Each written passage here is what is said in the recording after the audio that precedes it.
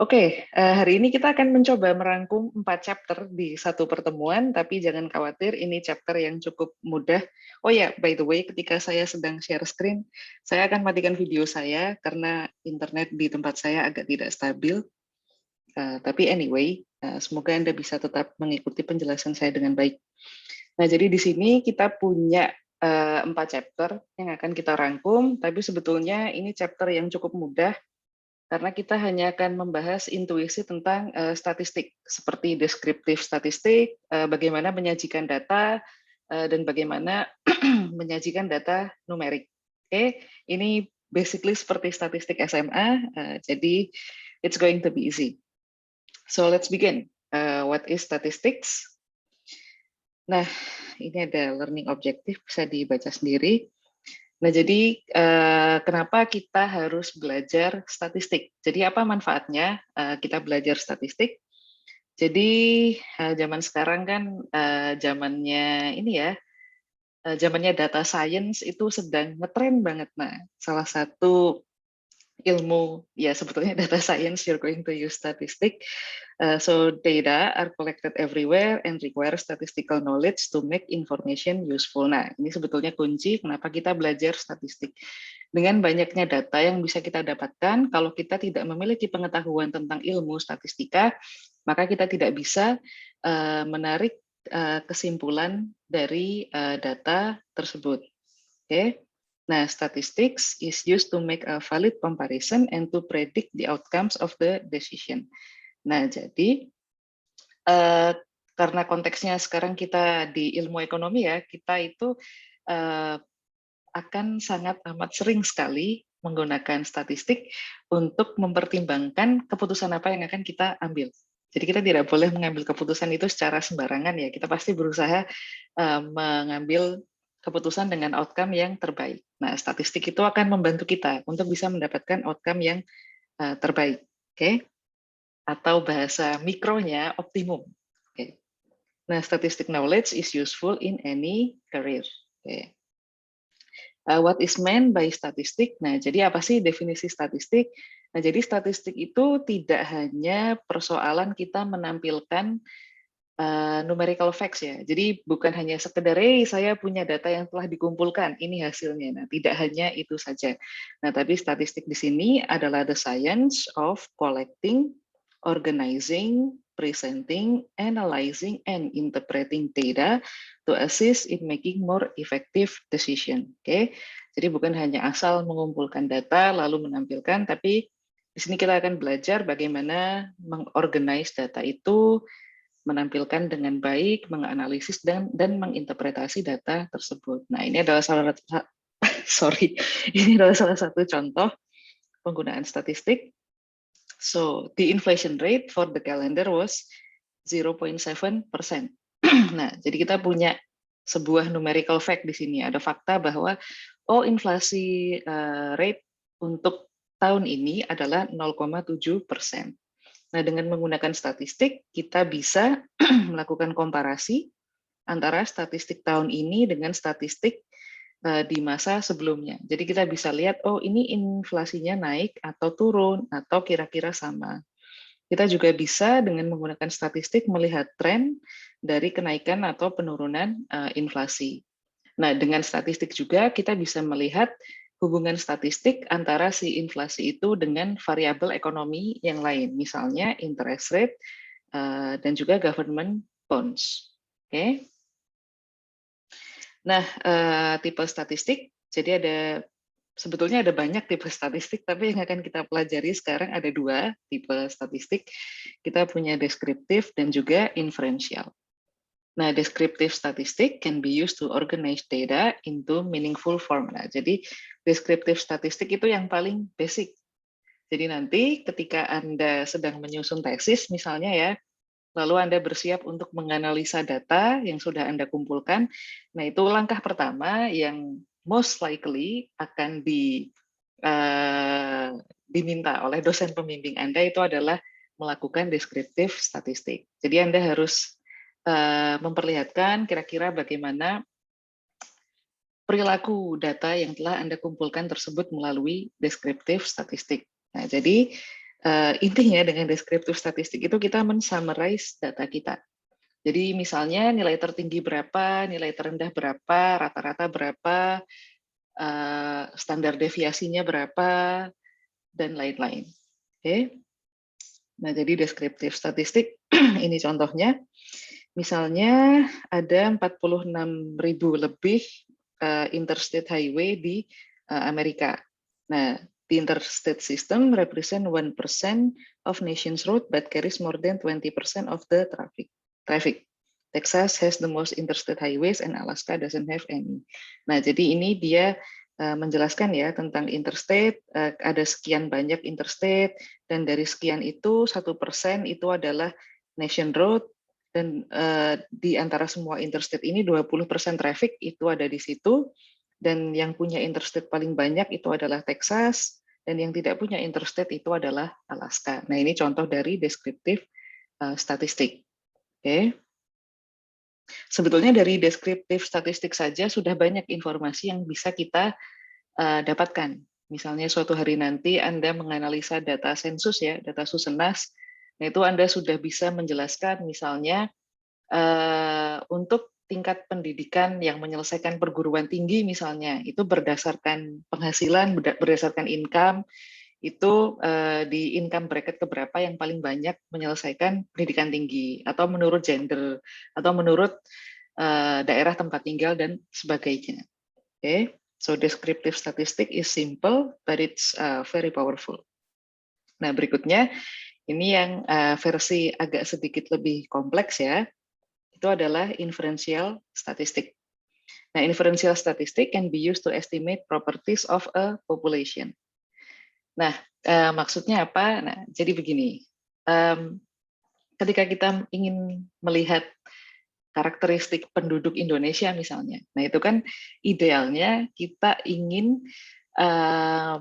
melihat karakteristiknya tuh setiap orang yang tinggal di Indonesia. Nah, itu adalah populasi, ya kan? Nah, tapi untuk melakukan survei pada setiap orang di Indonesia, setiap WNI di Indonesia itu kan sangat sulit, selain sangat sulit, sangat mahal, dan butuh waktu yang cukup lama. Nah, oleh karena itu biasanya kita melakukan apa yang disebut sebagai sampling.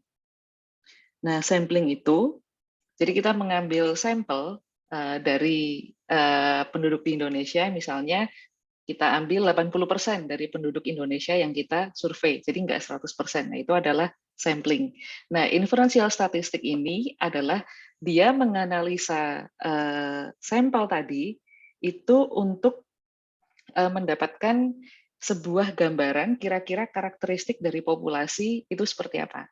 Nah, jadi dari 80% sampel yang kita kumpulkan tadi, kita kan punya data nih, misalnya data income, atau data pengeluaran, atau data pendidikan, dan segala macam, semua terekam. Jadi dari sampel, 80% orang di Indonesia itu hasilnya adalah representatif terhadap populasi di Indonesia. Nah, itulah inferential statistik. Nah, jadi dia akan mengestimate karakteristik dari populasi berdasarkan sampel. Oke, nah ini masih ngawang ya, kita masih ngomongin teori, tapi nanti ketika kita sudah belajar yang lebih praktek seperti di hypothesis testing, nah nanti Anda akan paham yang dimaksud dengan menganalisa karakteristik populasi dari sampel. Oke, oke, oke. Nah ini contohnya, example di tahun 2015, US International Revenue Service Tax preparation volunteers were tested with 3 standard tax returns. The sample, nah ini kan dia akan pakai sampel, indicated that tax returns were completed with 49% accuracy rate. In other words, there were errors about half of the returns. Nah, jadi dari si sampel ini dia menemukan bahwa oh ini pelaporan pajaknya itu hanya akurat sebanyak 49%. Nah, maka dia bisa mengambil inference di situ atau kesimpulan di situ bahwa oh berarti kira-kira di US itu apa namanya tax return-nya itu ada error sekitar 50%, meskipun dia hanya mengambil kesimpulannya dari sampel. Oke. Oke. Oh ya, kalau saya kecepatan tolong diingatkan ya. Oke. Nah, ini dia yang barusan saya jelaskan. Oke, nah jadi population itu adalah the entire set of individuals or object of interest or the measurement obtained from all individuals or object. Nah, jadi kata kuncinya adalah all ya, semua. Nah, sedangkan sampel itu adalah portion atau part atau bagian dari si populasi tadi. Oke. Nah, ini sebagai contoh ya, ini adalah populasinya. Jadi di dalam kotak yang ini kita punya populasi mobil yang terdiri dari mobil hijau, mobil merah, mobil biru, mobil hitam, eh, mobil kuning. Oke. Nah, kita mengambil sampel. Sampel kita ada 6 di sini. Mobil hitam, mobil kuning, mobil hijau, mobil merah, mobil biru sama mobil merah lagi. Oke. Nah, jadi idealnya ya kita ingin sampel itu representatif terhadap populasi. Nanti akan ada metode sendiri untuk sampling. Jadi sampling itu tidak asal memilih saja, tapi ada metodenya. Sepertinya kita tidak akan bahas di pra-MEP ini ya, tapi nanti kalau pas Anda dapat ekonometri, nah itu saya yakin Anda pasti dapat metode sampling. Oke. Oke, nah berikutnya adalah tipe variabel. Nah, jadi dalam statistik kita punya dua tipe variabel yang basic ya. Jadi ada two basic type of variable. Kita punya kualitatif, warnanya kurang oke ya. Saya ganti warna ini aja. Kualitatif variabel. Nah, ini adalah an object or individual is observed and recorded as non-numeric characteristic. Jadi contohnya adalah gender, state of birth, eye color. Nah, jadi data yang Anda kumpulkan tapi tidak bersifat numerik. Ya, tadi ya seperti tingkat pendidikan, warna mata, asal, suku, gender dan segala macam itu kualitatif variabel. Nah, berikutnya kita punya kuantitatif variabel. A variable that is reported numerically. Jadi kalau misalnya Anda mengumpulkan IPK misalnya. Nah, IPK itu kuantitatif variabel atau Anda mengumpulkan data pengeluaran. Nah, itu kuantitatif variabel atau jumlah anak. Nah, jumlah anak itu kuantitatif variabel. Oke. Pokoknya yang numerik itu kuantitatif variabel. Nah, kuantitatif variabel itu dia bisa discrete, itu dia bisa continuous. Oke. Nah, apa bedanya discrete variabel sama continuous variabel? Sebetulnya agak panjang, tapi di sini ada summarize-nya bedanya discrete sama continuous. Discrete variable are typically the result of counting. Nah, jadi ketika Anda melakukan counting 1, 2, 3 dan seterusnya, itu adalah discrete variable. Ciri khasnya itu biasanya the value have gaps between values. Jadi kalau misalnya Anda menghitung jumlah mahasiswa di kelas Anda, 1, 2, 3, dan seterusnya, nah itu kan di antara 1 ke 2 selisihnya 1, antara 2 ke 3 selisihnya 1. Nah, gaps-nya itu konstan. Nah, itu adalah yang dimaksud dengan value have gaps between the values. Itu adalah discrete variable. Ini contohnya, the number of bedrooms, the number of students, jadi the number of something, it's discrete.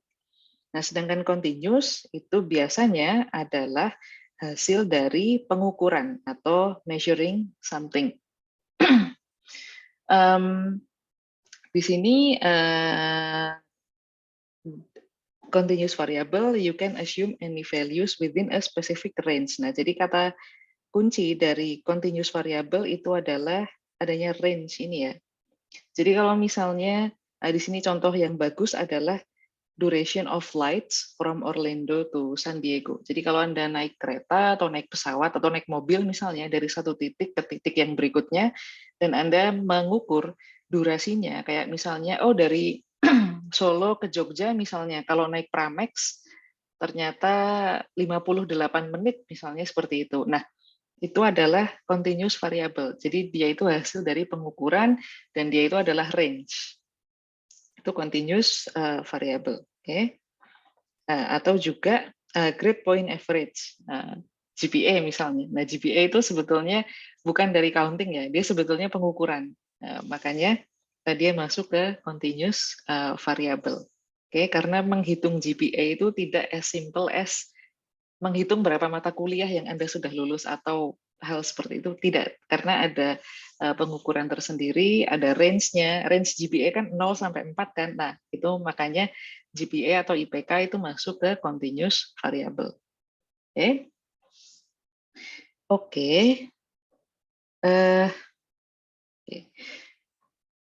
Nah, ini adalah summary dari tipe variabel. Jadi tadi kita punya dua tipe variabel ya, kita punya kuantitatif, kita punya kualitatif. Kualitatif ini adalah yang non-numerik, yang kuantitatif kita punya dua, kita punya discrete sama kita punya continuous. Nah, kenapa kita butuh untuk membedakan discrete sama continuous? Nah, ini ada hubungannya sama materi untuk besok Rabu. Jadi besok Rabu kita akan belajar tentang probability, dan probability untuk continuous variable dan discrete variable itu sedikit berbeda. Oke. Ini continuous, misalnya amount of income tax paid, weight of a student, yearly rainfall. Yang discrete, children in the family, strokes on a golf hole, TV sets owned, dan lain-lain. Oke. Nah, berikutnya kita punya level of measurement. Jadi ini tipe pengukuran ya, ada empat level. Sebetulnya 4 tipe, bukan 4 level. Oke. Jadi level of measurement. So there are 4 levels of measurement. Kita punya nominal, kita punya ordinal, kita punya interval, dan kita punya rasio. Oke. The level of measurement determines the type of statistical analysis that can be performed. Nah, jadi cara Anda mengukur sebuah variabel atau Anda mengukur sesuatu itu akan menentukan nanti Anda akan menggunakan analisa statistik yang mana. Jadi metode analisa statistik itu banyak. Nanti Anda akan mempelajari itu ya. Jadi ada banyak, kalau misalnya pengukurannya seperti ini, maka Anda analisis menggunakan ini. Kalau seperti itu pakai yang lain. Oke. Statistik itu sebetulnya menyenangkan kok, karena dia sangat aplikatif, meskipun emang banyak ya materi yang harus kita pahami. Oke. Nah, jadi kita belajar nominal dulu. Nominal is the lowest level of measurement. Nominal level of measurement. Jadi kalau untuk nominal, ini dia cukup sederhana ya. Jadi data recorded at the nominal level of measurement is represented as labels or names. They have no order. Nah, jadi kalau misalnya, ini kata kuncinya di sini ya. They can only be classified and counted. Kita langsung ke contoh aja biar lebih enak. Nah, jadi misalnya Anda punya permen M&M. M&M itu kan warna-warni ya. Jadi Anda beli sebungkus M&M, lalu Anda buka di piring misalnya, lalu Anda kelompokkan. Yang ini warna merah, yang itu warna biru, yang ini warna hijau. Nah, jadi nanti lalu setelah Anda kelompokkan, Anda hitung, oh yang merah ada 5 misalnya, yang biru ada 7, yang hijau ada 9, misalnya seperti itu. Nah, itu adalah nominal level of measurement. Jadi yang Anda lakukan hanya mengklasifikasikan dan menghitung. Itu adalah measurement yang paling sederhana ya, nominal. Oke, atau juga di sini contohnya identifying students and at football game by gender. Jadi Anda pergi ke pertandingan sepak bola, terus Anda lihat penontonnya, Anda hitung yang perempuan berapa, yang laki-laki berapa. Nah, itu juga nominal level of measurement. Oke. Nah, yang berikutnya adalah ordinal level. Nah, kemarin kalau Anda sudah dapat matrikulasi yang mikro ya, itu Anda tahu bahwa salah satu preferensi itu ada yang bersifat ordinal. Nah, di sini kita juga punya ordinal level of measurement. The ranking are known but not the magnitude of difference between groups. Nah, jadi si ordinal ini kata kuncinya adalah ranking. Okay. Data recorded at the ordinal level measurement is based on relative ranking or ratings of item based on defined attribute or qualitative variable. Variable based on this level of measurement only rank and counted. Nah, jadi untuk si ordinal ini kita akan mengurutkan objeknya, lalu kita ranking. Ini mana yang rankingnya paling tinggi, mana yang lebih rendah dan seterusnya, dan kita hitung. Nah, jadi contohnya di sini adalah the list of top 10 states for best business climate atau student rating of professors. Nah, jadi basically kalau Anda mengumpulkan data lalu Anda membuat peringkat untuk data tersebut berdasarkan atribut yang Anda definisikan, misalnya restoran ya, misalnya Anda sedang ke Jogja, lalu Anda melihat ini gudeg mana sih yang rasanya paling enak, gudeg A, gudeg B, gudeg C, nah itu lalu Anda mendefinisikan, menurut Anda gudeg yang paling enak itu adalah yang rasanya paling manis misalnya. Maka restoran gudeg yang gudegnya paling manis itu di ranking 1. Lalu seterusnya sampai ranking yang terakhir. Nah, seperti itu ordinal level of measurement. Nah, yang berikutnya adalah interval. Nah, the next level of measurement is interval level. This data has all characteristic of ordinal level data plus the difference between the values are meaningful. Nah, jadi dia seperti ordinal measurement, tapi lebih fancy dikit lah. Nah, jadi kalau si ordinal level ini, itu perbedaan antara si ranking 1 dengan ranking 2 dengan ranking 3 itu tidak terdefine secara jelas. Nah, tapi kalau di interval level, ini perbedaan antara si ranking 1, ranking 2 ke ranking 3 itu terdefine secara jelas. Nah, terdefine ini yang saya maksud adalah dia terdefine secara numerikal. Nah, jadi ya di statistik everything has to be numerical, so that's why. Oke, jadi di sini it has all characteristic of ordinal level plus the difference between values are meaningful. There is no natural zero point. Nah, jadi begini, for data recorded at the interval level measurement, the interval or distance between values is meaningful. Nah, jadi selisih antar nilai itu dia meaningful. The interval level of measurement is based on scale. Nah, kata kuncinya untuk si interval ini adalah scale ya. Jadi dia ada skala tertentu. Nah, contohnya apa? Nah, contohnya temperatur itu yang paling mudah ya. Jadi di skala temperatur Fahrenheit misalnya, yaitu kan of course 30 Fahrenheit dengan katakanlah 45 Fahrenheit, itu kan perbedaannya itu meters kan. Begitu juga dengan ukuran baju misalnya. Ukuran baju M dengan ukuran baju XL itu bukan hanya sekedar kita urutkan saja perbedaan bajunya, tapi perbedaan di antara ukuran M dan XL itu meaningful. Okay? Nah, itu level of measurement untuk interval ya. Nah, yang terakhir ini adalah rasio. Rasio level. The data has all the characteristic of interval scale and ratios between numbers are meaningful. Nah, tadi kalau di interval scale itu selisih antar dua value itu meaningful, tapi kalau di rasio itu dia rasio between numbers are meaningful. Oke. Okay. Jadi the data recorded at the ratio level of measurement are based on scale with known unit of measurement and meaningful interpretation of zero on the scale. Nah, jadi kalau tadi di sini dia there is no natural zero point. Kalau untuk yang rasio, the zero point represents the absence of the characteristic. Oke. Okay. Jadi maksudnya gimana sih nggak ada zero point? Nah, jadi kalau interval maksudnya tidak ada zero point itu bukan berarti bahwa Anda tidak boleh memasukkan nilai nol di situ, bukan. Jadi zero point di sini adalah ini ya, the absence of the characteristic. Oke. Nah, jadi di sini kenapa dibilang tidak ada zero point, there is no natural zero point, karena di interval kita akan membandingkan satu value dengan value yang lain kan, dan semuanya value-nya ada di situ. Jadi karakteristiknya tuh satu value dengan value yang berikutnya itu sama. Tapi kalau si rasio, di sini dia punya zero point, represent the absence of the characteristic. Oke, nah di sini contohnya adalah wage, change in stock price, dan height. Oke. Nah, di sini ada contohnya ya, ada summary-nya juga. Jadi ini adalah level of measurement Kita punya nominal, ordinal, interval, dan rasio. Oke. Nah, ini tadi sudah dicontohkan ya, yang nominal, yang ordinal, sama yang interval.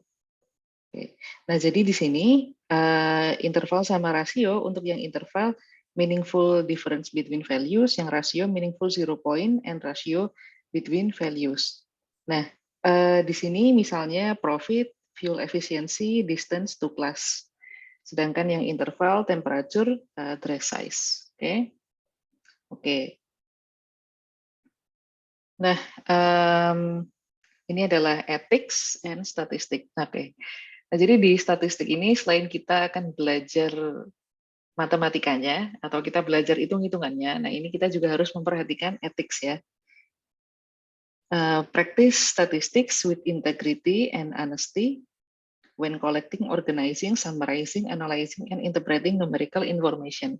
Nah, jadi ketika Anda belajar statistik, ketika Anda menggunakan statistik, itu Anda akan menggunakan data atau informasi yang sangat berharga.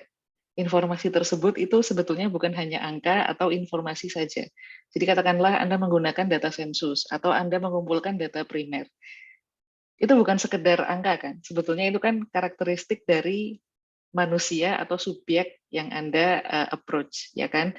Nah, maka itu adalah sesuatu yang berharga. Anda harus menggunakan itu dengan penuh integritas dan kejujuran. Jadi jangan sampai Anda menggunakan data statistik untuk mengelabuhi lawan Anda misalnya, atau mengelabuhi dosen Anda misalnya, atau mengelabuhi bos Anda, atau untuk tujuan yang kurang baik. Nah, jadi there is ethics in statistik ya, and maintain an independent and principled point of view when analyzing and reporting finding and result.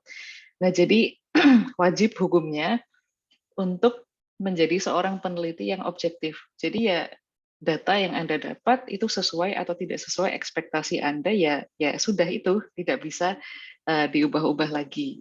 Jadi being objective is very important in here, dan juga question reports that are based on data. Oke, oh ya, ini Anda juga harus hati-hati ya ketika Anda sedang melakukan analisa statistik. Tadi saya sempat mengatakan bahwa yang namanya sampel itu harus representatif. Nah, jadi jangan sampai Anda melakukan analisa, tapi ternyata sampling Anda tidak representatif misalnya. Nah, itu nanti hasil dari analisa Anda bisa misleading. Oke? Atau Anda mengumpulkan data dengan metode yang kurang tepat, itu juga hasilnya bisa misleading. Atau menganalisa menggunakan metode yang kurang tepat, hasilnya juga misleading. Oke? Oke, does not include all relevant statistic, introduce bias in attempt to mislead or misrepresent. Nah, oh ya, ini juga penting ya. Nah, jadi misalnya Anda melakukan sebuah penelitian ya, lalu sudah selesai, resultnya seperti ini, findingnya seperti ini. Nah, meskipun Anda sudah melakukannya dengan metode statistik sebaik yang Anda bisa misalnya, dan Anda tidak melanggar etika dan segala macam, itu bukan berarti bahwa hasil atau finding Anda itu absolutely itu akan benar. Karena bisa jadi suatu hari nanti misalnya ada penelitian yang lebih mutakhir, lalu ternyata mematahkan hasil penelitian Anda. It's okay. It's not extraordinary. It happens all the time. Nah, jadi seperti itu ya. Itu hal yang wajar karena memang ya dinamikanya kan terus berjalan. Maka kadang-kadang hasil penelitian yang tadinya valid bisa jadi tidak valid. Tapi itu tidak menunjukkan bahwa si peneliti itu bukan peneliti yang baik. Itu hanya menunjukkan bahwa ya dinamika itu akan selalu berkembang. Oke. Nah, salah satu kegunaan statistik, oh ini karena pakai bukunya Lin ya, jadi salah satu kegunaannya adalah basic business analytic. Oke, ini nggak usah kita bahas ya, karena kita nggak terlalu membahas tentang bisnis analitik di sini. Nah, di setiap PPT yang akan saya share ke Anda itu ada practice problems. Nah, saya harapkan Anda menggunakan pertanyaan-pertanyaan ini untuk latihan di rumah. Oke, karena nanti ketika ujian, saya akan memberikan pertanyaan yang mirip dengan yang ada di dalam PPT. Oke? Nah, jadi ini sekalian kisi-kisi ya. Nanti waktu ujian pertanyaannya mirip sama yang ada di PPT. Oke. Nah, ini chapter 1. Ada pertanyaan dulu, silahkan.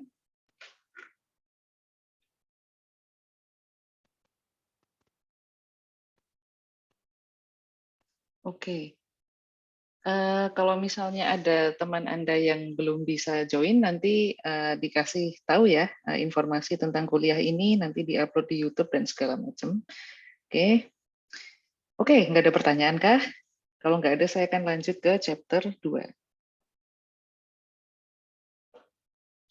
Nah, chapter 2, nah di sini kita akan membahas deskriptif statistik dengan lebih dalam. Jadi kita akan mendiskusikan bagaimana caranya kita menampilkan data. Nah, di sini yang akan kita bahas adalah frequency table, frequency distribution, and graphic presentation. Oke, saya yakin Anda semua pasti sebetulnya sudah familiar dengan ini. Oke, ini learning objective, silahkan dibaca sendiri. Nah, pertama-tama mari kita diskusikan tentang frequency table.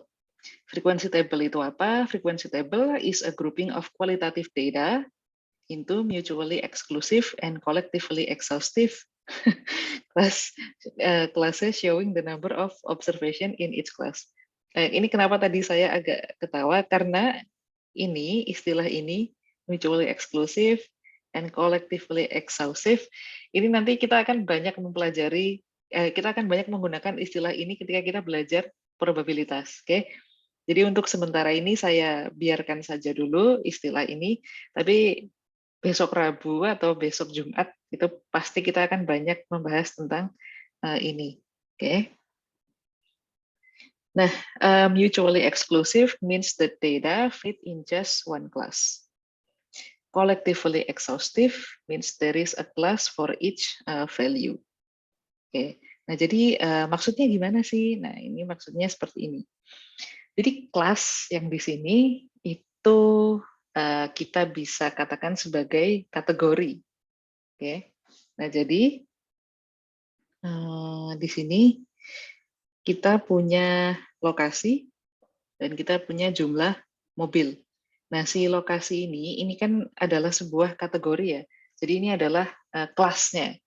Jadi kelasnya di sini kita punya Kane, Olin, Sheffield, Tionesta. Oke, nah sedangkan ini adalah jumlah mobil. Nah, jadi kelas itu adalah kategori. Ini adalah kategori lokasi. Lokasinya ada lokasi Kane, lokasi Olin, lokasi Sheffield, lokasi Tionesta. Oke, dan ini adalah jumlah mobil yang ada di lokasi-lokasi tersebut. Oke. Nah, mari kita pelajari bagaimana menyusun frequency table. Now, to construct a frequency table, first sort the data into classes. Count the number in each class and report as the class frequency. Oke. Jadi kita punya data jumlah mobil nih. Nah, ini kita masukkan ke dalam kelas-kelasnya. Jadi mobil yang ada di Kane berapa? Sorry. Jadi mobil yang ada di Kane maka kita masukkan ke Kane. Nah, jadi ini ibarat seperti M&M yang tadi ya. Jadi M&M yang warna merah dikelompokkan, M&M yang warna biru dikelompokkan. Nah, ini juga sama. Mobil yang di daerah Kane dikumpulkan, mobil yang di daerah Olin dikumpulkan, dan seterusnya, barulah kita hitung. Ini yang di Kane berapa ya, yang di Olin berapa ya, yang di Sheffield berapa ya, itu frekuensi table. Ya, cukup mudah ya. Oke. Nah, berikutnya, kita akan belajar relatif frekuensi. Nah, jadi kalau yang ini adalah kelas frekuensi. Nah, jadi kelas frekuensi itu yang ini. Jadi untuk setiap kelas atau setiap kategori, setiap daerah ya dalam hal ini, itu jumlah mobilnya berapa. Nah, itu adalah kelas frekuensi. Nah, berikutnya kita akan ketemu dengan relatif frekuensi. Nah, relatif frekuensi ini, Nah, relatif frekuensi, each of the class frequency is divided by the total number of observation.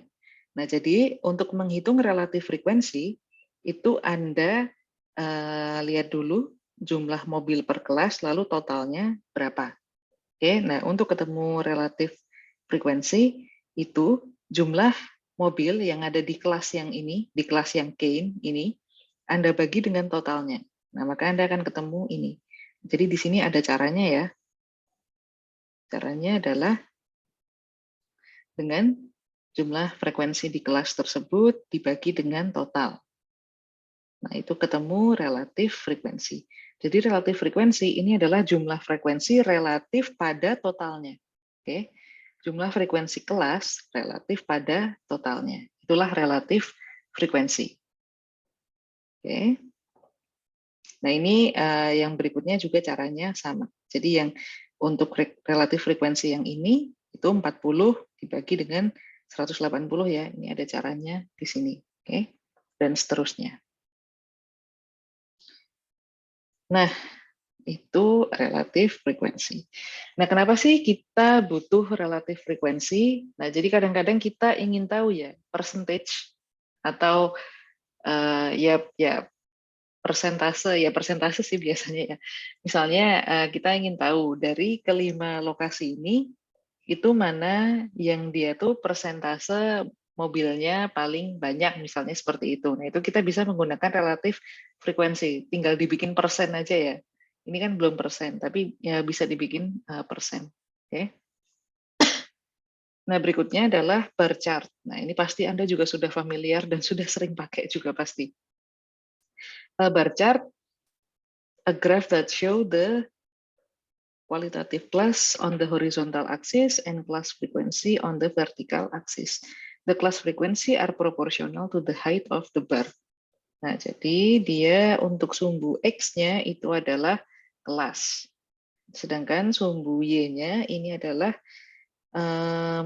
kelas frekuensi. Jadi frekuensi di setiap kelas. Jadi di gain misalnya mobilnya ada 52 ya tadi. Untuk di Tionesta ada ya sekitar berapa sih tadi? Tionesta 43, nah dan seterusnya itu bar chart. Nah, pasti sudah familiar, sudah sering bikin. Oke, nah berikutnya pie chart. Nah, a chart that show the proportion, nah ini proporsi atau percentage, nah that's why kita menggunakan relatif frekuensi ya. Use a pie chart when you wish to compare relative difference in the percentage of observation. Oke. Oke, nah jadi ini di sini contohnya adalah tipe mobil kalau nggak salah ya. Jadi sedan 25%, sedan kayaknya kok kebalik ya. Oh, sorry. Ya, sedan segini, SUV segini, compact truck bla bla bla dan seterusnya. Oke. Nah, berikutnya mari kita pelajari tentang frekuensi distribution.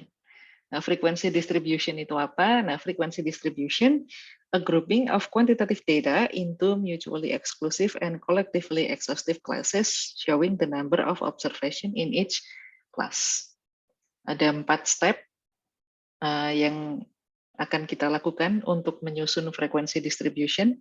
Yang pertama adalah decide the number of class. Nah, jadi kategorinya tuh apa aja? Kelasnya itu apa aja? Kalau tadi di sini kelasnya adalah lokasi ya. Kita punya Kane, Tionesta, Sheffield, Olin. Nah, itu adalah kelasnya. Jadi Anda putuskan dulu ini kelasnya berapa dan apa aja. Nah, kalau sudah Anda tentukan kelas interval. Nah, jadi kelas interval itu apa? Jadi Anda menentukan untuk yang masuk ke kelas pertama misalnya, itu interval berapa sampai berapa. Nah, itu nanti ada contohnya, nanti kita lihat sama-sama. Nah, yang berikutnya adalah set the individual class limits. Berikutnya, tally the data into classes and determine the number of observation in each class. Nah, yang keempat ini tadi ya, kita kelompokkan yang masuk ke kelas yang ini yang mana, masuk ke kelas yang itu yang mana, lalu kita hitung. Oke, nah mari kita lihat. Mari kita mencoba membuat frekuensi distribution. Jadi, step 1, decide on the number of classes. Nah, jadi, oke, ini step 1 ya. Nah, di sini kita punya angka, maksud saya tabel. Jadi tabel 2.4 ini adalah profit on vehicle sold last month by Applewood Auto Group. Nah, jadi ini adalah profitnya. Nah, kita ingin membuat frekuensi distribusi. Nah, pertama kita putuskan dulu berapa kelas yang mau kita gunakan untuk frekuensi distribusi ini. Nah, di sini salah satu rule of thumb untuk membuat frekuensi distribusi itu adalah 2 pangkat K lebih besar daripada N. Oke, nah, ini rule of thumb aja sih, kita nggak akan terlalu mendiskusikan ini, jadi take it as it is aja. Jadi ada rule of thumb menentukan kelas itu 2 pangkat K lebih besar daripada N. Oke, nah di sini kita punya N 180. Nah, K-nya ini adalah the number of classes. Nah, jadi untuk menentukan kelas yang optimum dari data ini, itu kalau kita menghitung 2 pangkat K, pangkat jumlah kelas kita, maka dia harus lebih besar daripada jumlah N-nya. Oke, nah jadi di sini 2 pangkat K itu nggak boleh lebih dari 180. Nah, maka di sini untuk menentukan 2K lebih besar daripada harus lebih besar daripada 180, maka di sini kita tentukan K-nya adalah 8. Nah, maka di sini kita akan membagi data yang ada di sini ke 8 kelas. Oke, ke 8 kelas. Nah, mari kita masuk. Berikutnya, kita menentukan kelas interval. Nah, jadi kelas interval ini maksudnya apa? Nah, jadi di antara semua profit-profit ini yang masuk ke kelas pertama itu profit berapa sampai profit berapa. Yang masuk ke kelas kedua itu profit berapa sampai profit berapa. Oke, nah sebelum Anda melakukan frekuensi distribusi, it's good to know berapa nilai minimum dari profitnya dan berapa nilai maksimum dari profitnya. Oke, jadi ini yang minimum, ini yang maksimum. Oke, nah berikutnya determine the class interval. Caranya di sini ada formulanya. Formulanya maksimum value dikurangi minimum value dibagi dengan K. Oke. Jadi si I ini adalah interval untuk kelasnya, itu lebih besar sama dengan maksimum value dikurangi minimum value dibagi dengan K. Nah, misalnya kita kan hasilnya adalah ini ya, $374.75. Nah, kita bisa bulatkan misalnya jadi $400. Nah, jadi setiap kelas nanti dia punya interval $400. Oke. Ini juga disebut sebagai kelas width. Jadi panjang kelasnya itu adalah $400. Oke. Nah, yang berikutnya adalah set the individual class limits. Nah, jadi tadi kita tahu bahwa di setiap kelas itu jarak antara sebentar.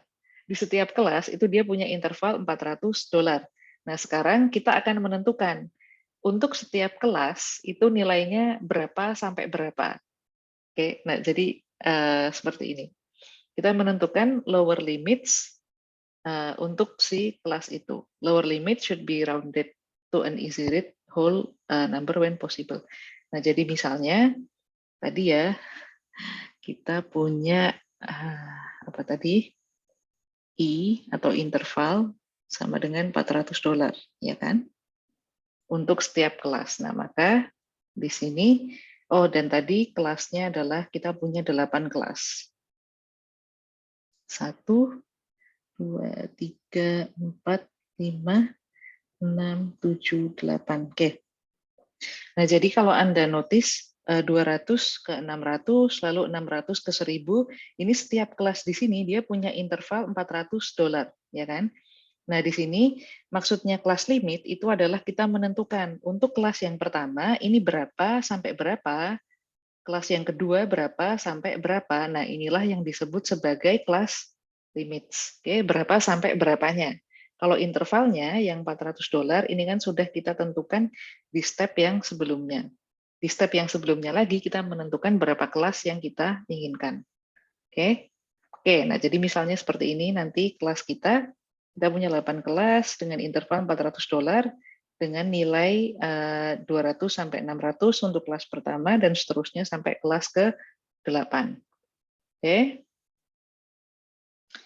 Oke, nah ini step yang terakhir. Nah, step yang terakhir ini kita tinggal memasukkan datanya ke dalam kelas.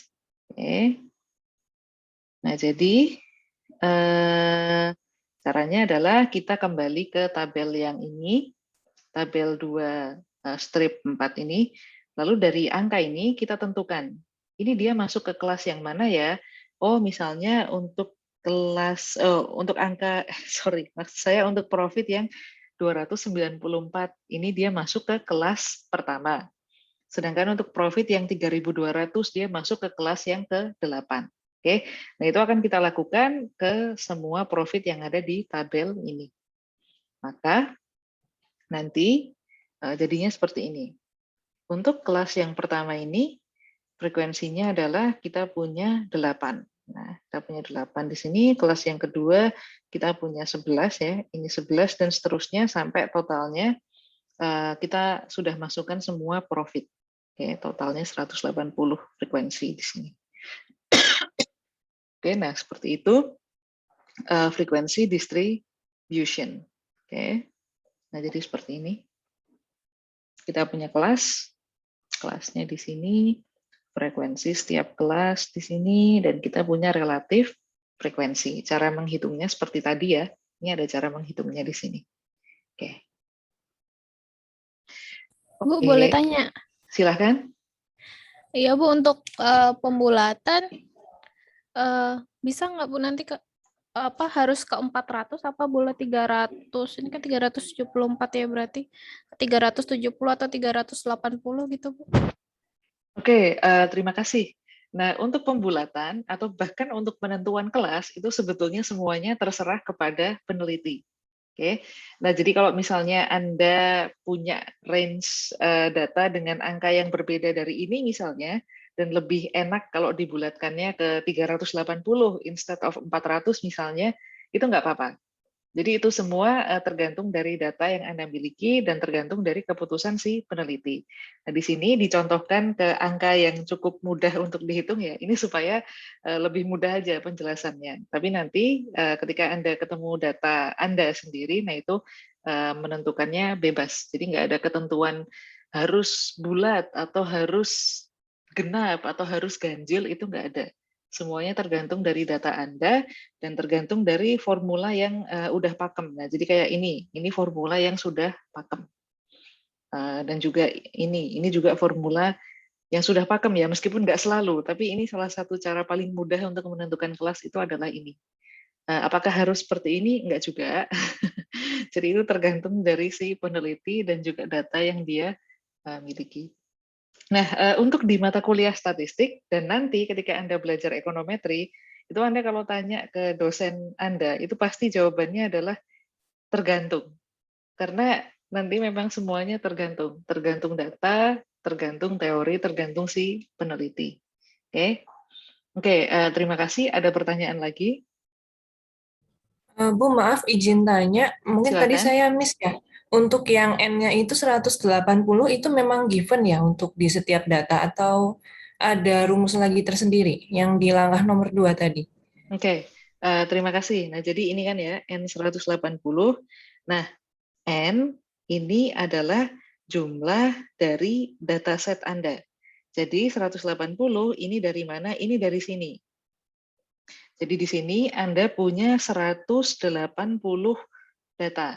Jadi ada 180 nilai di sini. Jadi dari nilai pertama ini ke nilai terakhir di sini, ini jumlahnya adalah 180. Jadi nanti kalau Anda mengumpulkan data, subjek Anda misalnya itu ada 150, ya berarti N-nya 150. Atau Anda melakukan survei, ternyata subjek Anda ada 10.000 orang misalnya, nah berarti N Anda adalah 10.000. Nah, jadi seperti itu. Oke? Terima Ada kasih, lagi? Bu. Sama-sama, ada lagi?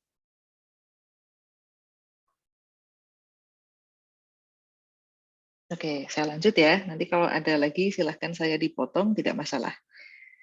Berikutnya adalah histogram. Nah, histogram ini pasti Anda juga sudah familiar. Jadi histogram adalah grafik which the classes are marked on the horizontal axis. Jadi horizontal axisnya ini adalah kelas. and the class frequency on the vertical axis. Ini mirip sama bar chart ya. The class frequency are represented by the height of the bars and the bars are drawn adjacent to each other. Oke. Nah, jadi kelasnya di sini, frekuensinya di sini. Itu adalah histogram.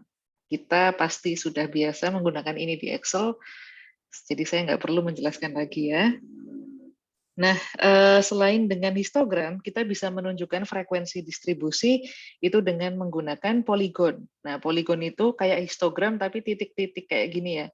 Jadi kalau misalnya Anda punya histogram, lalu Anda taruh, ambil titik tengah di sini, lalu Anda hubungkan, nah itu nanti dia akan jadi poligon seperti ini. Oke. Nah, bagusan mana sih poligon sama histogram? Oh, itu selera sih. Itu selera aja sih. Mau menggunakan yang mana saja tidak masalah. Oke. Nah, jadi poligon, histogram. Oke. Oh ya, salah satu alasan kenapa kita perlu melihat histogram atau melihat poligon, karena nanti ketika Anda belajar statistika dan ekonometri yang lebih advance ya, itu sebelum Anda melakukan analisis, Anda selalu ingin tahu bagaimana distribusi dari data Anda. Nah, salah satu cara untuk melihat distribusi yang paling baik itu adalah dengan melihat poligon.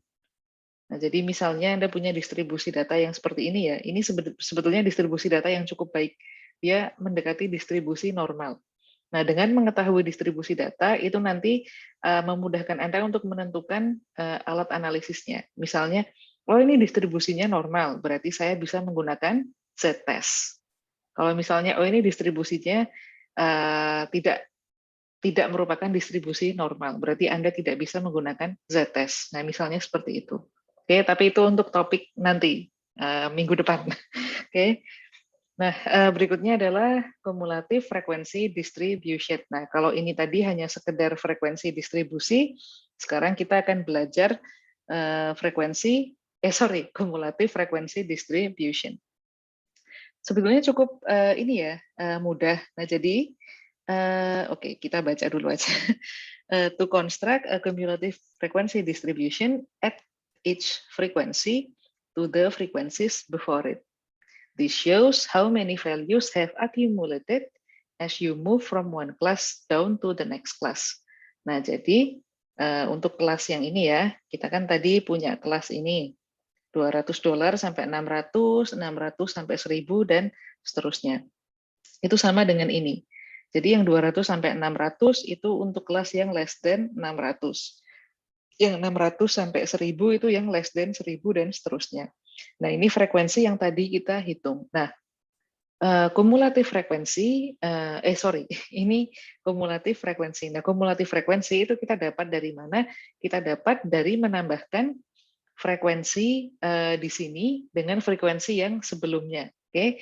Nah, untuk kelas yang pertama kan dia frekuensi yang pertama nih. Nah, berarti dia tetap 8.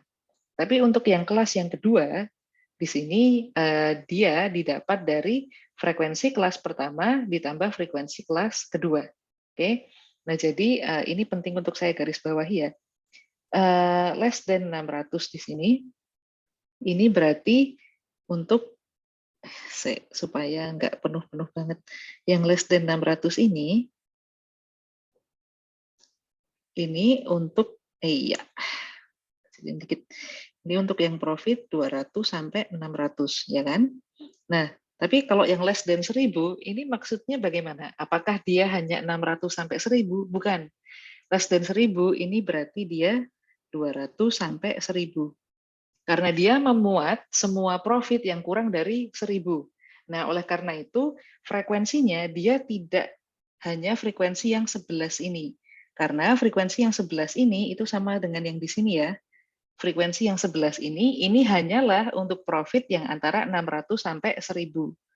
Ini hanya untuk profit yang 600 sampai 1000. Sedangkan ketika kita mengatakan profit yang kurang dari 1000, itu berarti semua profit yang kurang dari 1000, termasuk yang atasnya ini. Ini kan kurang dari 1000 kan. Nah, makanya less than 1000 itu 200 sampai 1000. Oleh karena itu, dia merupakan kumulatif frekuensi. Jadi 8 untuk yang kelas pertama tadi, yang profitnya less than 600 atau 200 sampai 600, sedangkan yang 11 ini untuk yang profitnya 600 sampai 1000. Oke, ini saya tulis di sini ya. Nah, jadi ini adalah kelas 2, yang ini adalah kelas 1. Oke, nah jadi kita tambahkan. Nah, begitu juga dengan yang seterusnya. Jadi yang less than 1400, maka di sini kita punya untuk yang profit 200 sampai 1400. Nah, oleh karena itu dia kelas 1 tambah kelas 2 tambah kelas 3. Oke. Nah, itulah yang dimaksud dengan kumulatif frekuensi. Bedanya dengan frekuensi yang tadi. Oke. Cukup jelas di sini, tidak membingungkan kan ya? Oke. Nah, jadi itu akan seperti itu seterusnya sampai nanti ini jumlah frekuensinya ada di sini secara keseluruhan. Nah, ini si N tadi. Oke. Oke. Nah, di sini ada caranya. To construct a cumulative relative frequency. Oke. Berikutnya cumulative relative frequency distribution. Nah, ini sebetulnya sama kayak waktu kita melakukan relative frekuensi tadi ya. Sama kayak ketika melakukan relatif frekuensi tadi, cuman bedanya sekarang untuk yang kumulatif frekuensi. Tapi caranya sama ya. Nah, jadi di sini kumulatif frekuensinya adalah sekian. Oh, ini dia salah ini. Sebentar ya. Oh, bener ding. Sorry, saya yang salah. Nah, ini kumulatif frekuensinya adalah sekian. Nah, ini adalah kumulatif relatif frekuensi. Jadi misalnya untuk yang profit kurang dari 600, ini kumulatif relatif frekuensinya, cara menghitungnya adalah yang ini. Jadi 8 dibagi 180, sama dengan 0,044 atau 4,4%. Nah, misalnya yang ini, untuk profit less than 2.200, maka kumulatif frekuensinya adalah 125, maka 125 dibagi 180. Kita punya 69,4%. Oke, jadi sama aja ya. Jadi kuncinya kalau ada kata relatif di sini, nah itu dia relatif terhadap total. Oke, relatif terhadap tulisan saya agak kurang, terhadap total. Oke. Nah, ini adalah poligon. Jadi kita bisa menampilkan kumulatif frekuensi dengan menggunakan poligon. Nah, ini ya, yang warna hijau ini. Yang warna hijau ini. Ups, dia cuma bisa garis lurus rupanya. Oke.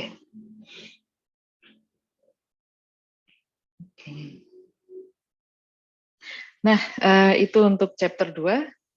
Ada pertanyaan untuk chapter 2?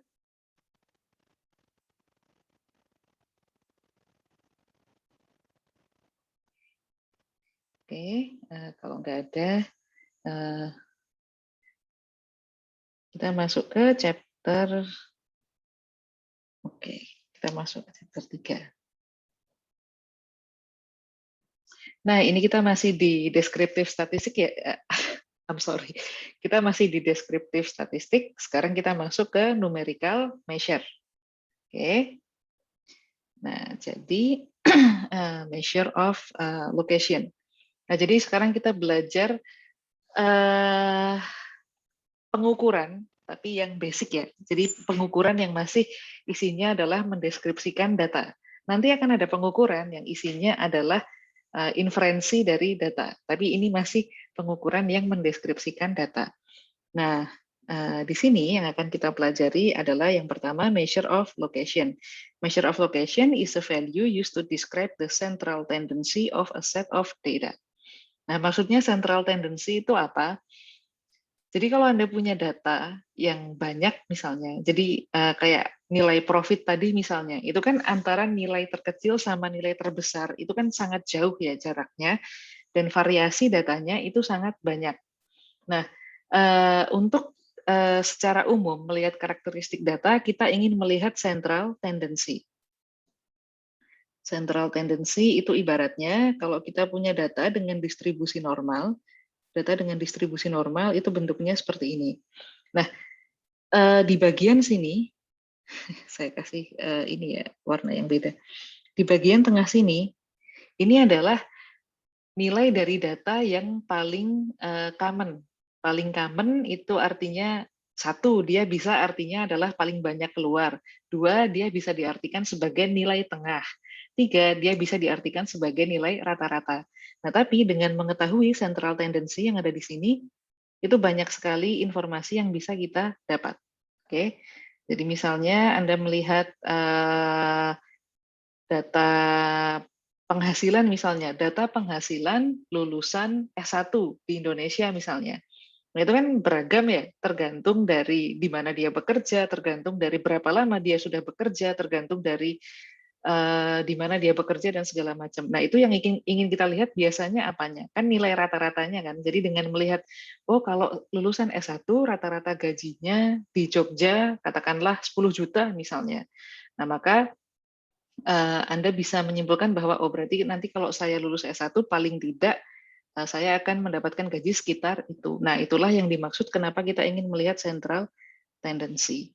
Nah, central tendency ini biasanya yang kita lihat adalah mean, nilai rata-rata, median, nilai tengah, dan mode atau modus, nilai yang paling banyak keluar. Nah, di data yang terdistribusi normal, seperti yang saya gambarkan di sini, itu antara median, antara mean, median, dan juga mode, itu nilainya sama. Ini untuk data yang terdistribusi normal. Tapi data yang tidak terdistribusi normal, itu antara mean, median, sama mode, itu beda. Nah, the arithmetic mean is the most widely reported measure of location. Nah, arithmetic mean itu yang paling common ya, jadi nilai rata-rata. Kenapa di sini ditegaskan arithmetic mean? Karena ada yang namanya geometric mean. Oke, tapi untuk sementara ini kita akan belajar arithmetic mean. Arithmetic mean itu apa? Itu nilai rata-rata yang kita semua ketahui. Jadi yang cara menghitungnya adalah kita jumlahkan semua data, kita jumlahkan semua nilai, lalu kita bagi dengan n. Nah, itulah nilai arithmetic mean. Oke, rata-rata hitung. Nah, ini ada apa namanya formulanya di sini. Jadi di sini ini adalah population mean. Itu cara menghitungnya atau lambangnya dulu ya, itu adalah mu. Ini bacanya mu. Dia dihitung dengan cara sigma x dibagi dengan n. Nah, di mana sigma x di sini ini adalah sum of x values of the population. N di sini ini adalah number of values in the population. Jadi misalnya Anda ingin melihat nilai rata-rata nilai statistika di kelas Anda misalnya. Nah, maka si X-nya ini adalah nilai statistika mahasiswa di kelas Anda. Nah, N ini adalah jumlah mahasiswa di kelas Anda. Nah, maka Anda akan jumlahkan nilai statistika di kelas Anda bagi dengan jumlah mahasiswanya. Nah, ketemu mu. Oke. Nah, mu ini digunakan untuk melambangkan population mean. Nanti kita akan ketemu yang namanya, sebentar. Oke, nanti aja deh. Minggu depan kita bahas lagi. Oke, mu digunakan untuk melambangkan population mean. Oke. Nah, a measurable characteristic of a population is parameter. Jadi parameter itu adalah karakteristik dari populasi. Oke, parameter ini bisa mean, ini bisa median, ini bisa mode. Ya pokoknya parameter itu adalah salah satu perhitungan, bukan salah satu ya, tapi perhitungan itu parameter. Nah, mari kita kita lihat contoh population mean. Jadi misalnya ada 42 exits di jalan, ya ini semacam jalan interstate di Kentucky. Nah, ini adalah data dari jarak antara ke 42 exit tersebut. Oke. Jadi kita punya data jarak di sini. Nah, terus karena oke, di sini ada pertanyaan, why is this information a population? Nah, jadi kenapa informasi ini adalah informasi populasi? Nah, itu karena itu adalah data yang dia include all. Jadi kalau Anda melihat ada data yang dia include all, jadi dia tidak merupakan sampel. Jadi kalau misalnya ada 42 exits, ya ke 42 semuanya masuk ke dalam data, itu artinya adalah informasi dari populasi. Tapi kalau misalnya ada 42 exits, tapi di dalam data Anda cuma punya katakanlah 35, nah itu dia sampel. Oke. Jadi informasi populasi itu adalah yang dia include all. Oke, nah berikutnya adalah what is the mean number of miles between exit. Nah, di sini Anda diminta untuk mencari nilai rata-rata. Nah, maka di sini sederhana ya. Tinggal Anda pakai rumus ini aja, maka Anda jumlahkan semua jaraknya dibagi 42. Nah, ketemulah nilai rata-ratanya adalah 4,57. Oke. Oke.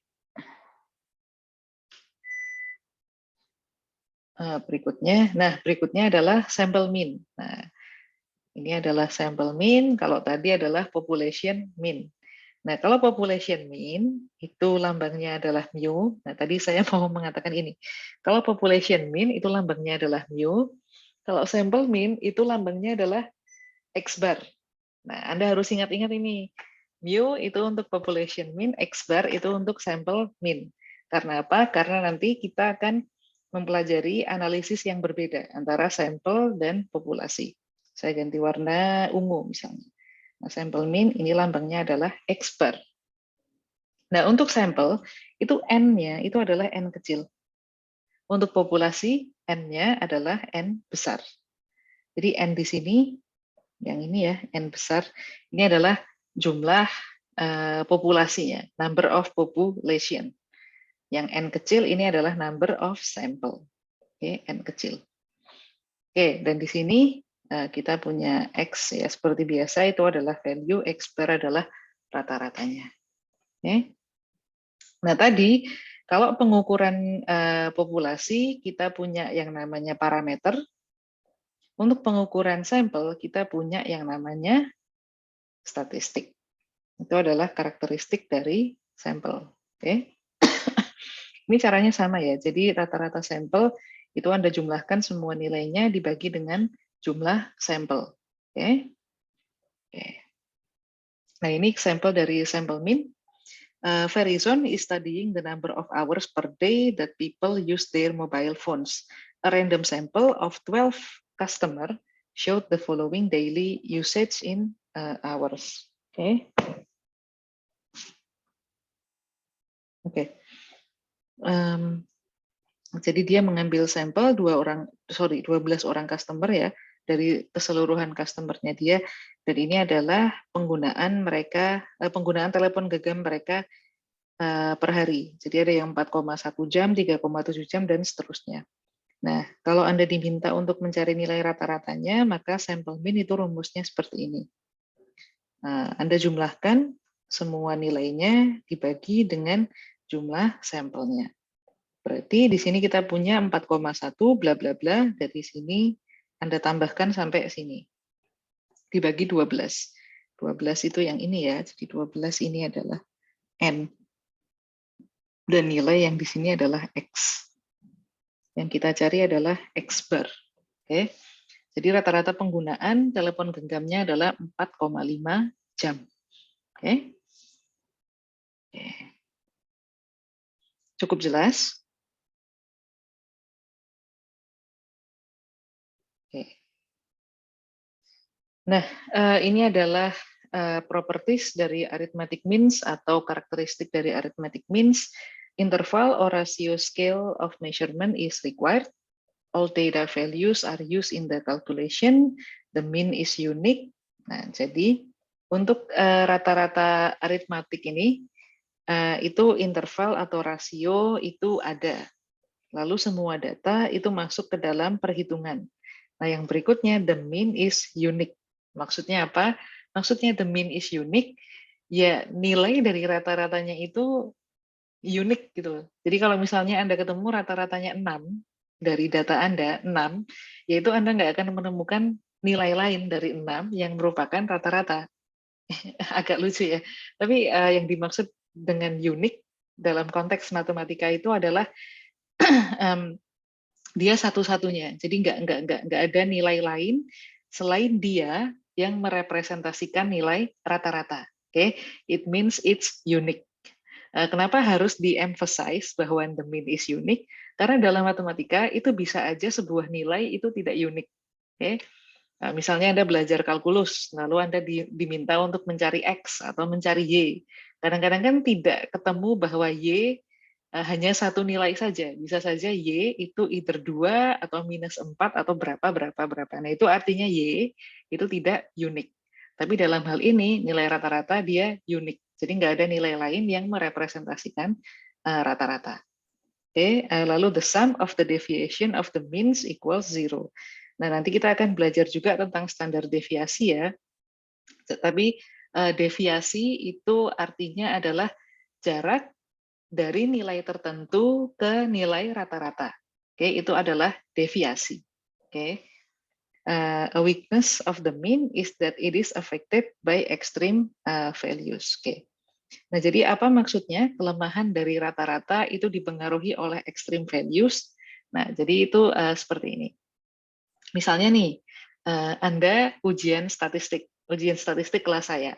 Nah, di kelas Anda itu ternyata misalnya ada 18 orang ya, misalnya di kelas Anda. Nah, dari 18 itu misalnya 5 orang, 8 orang. Dan misalnya 5 orang dapat A, 5 orang lagi dapat A minus misalnya, lalu 8 orang dapat B plus.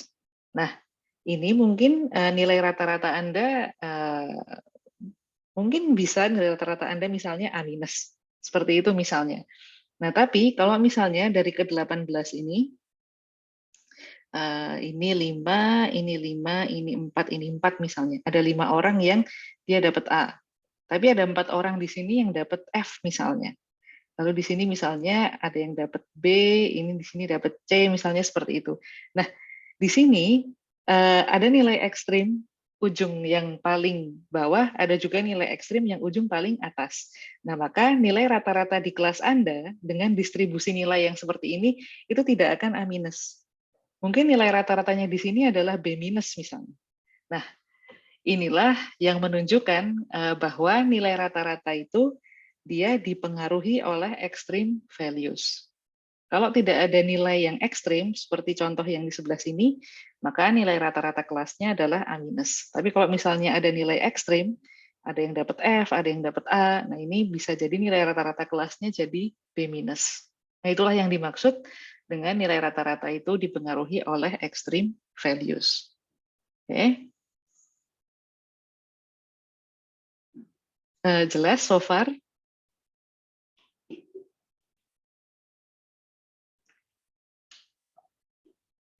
Oke, berikutnya median. Nah, median ini lebih simpel ya. Median itu midpoint atau nilai tengah. Jadi untuk mendapatkan median itu Anda cukup mengurutkan datanya dari terkecil ke terbesar lalu cari nilai tengahnya. Itu adalah median. Kalau yang nilai rata-rata tadi Anda harus menghitung dengan rumus. Kalau median cukup diurutkan lalu lihat nilai tengahnya. Oke. Karakteristik dari median is the value in the middle of set of ordered data. At least the ordinal scale of measurement is required. Jadi Anda perlu mengurutkan. Nah, bedanya dengan rata-rata, median ini dia tidak terpengaruh oleh extreme values. Oke.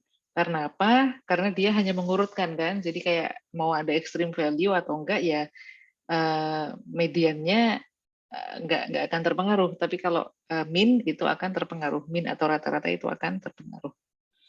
50% of the observation are larger than the median. Nah, jadi karena median itu adalah nilai tengah, jadi 50% observasi akan lebih besar dan 50% observasi akan lebih kecil daripada median. Nah, median ini juga dia unik ya. nilainya itu unik. Nah, kalau misalnya ada di sini nggak ya? Oh ya, ada. Oke.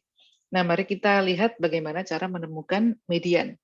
Nah, to find the median of an even number data set, sort the observation and calculate the average of two middle values. Nah, jadi kalau misalnya Anda punya data yang jumlahnya itu genap, kayak misalnya ya di sini kita punya 10 data, kita urutkan dari yang terkecil ke yang terbesar, ini terkecil, ini terbesar.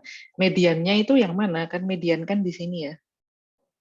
Nah, maka di sini Anda jumlahkan nilai yang di tengah ini. Jadi 5 tambah 7 dibagi 2.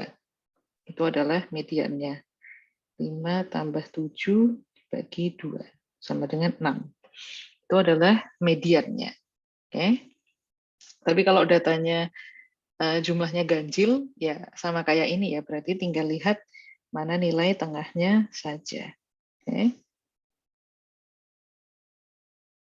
Oke, nah berikutnya adalah mode atau modus is the value of observation that occurs most frequently. Jadi dia adalah nilai yang paling sering muncul. Nah, gimana cara menemukan mode? Dia bisa ketemu dengan melakukan nominal level of measurement ya. Jadi tinggal tadi Anda kelompokkan ke per kelasnya, terus lihat kelas mana yang frekuensinya paling tinggi. Nah, itulah si mode akan ketemu. Nah, a set of data can have more than one mode. Nah, di sini karena a set of data can have more than one mode, mode ini tidak bersifat unik. Nah, tahu kan sekarang bedanya antara unik dan tidak unik? Tadi si median dan si min atau si rata-rata dia bersifat unik karena dia hanya satu nilai saja. Tapi mode itu bisa lebih dari satu nilai.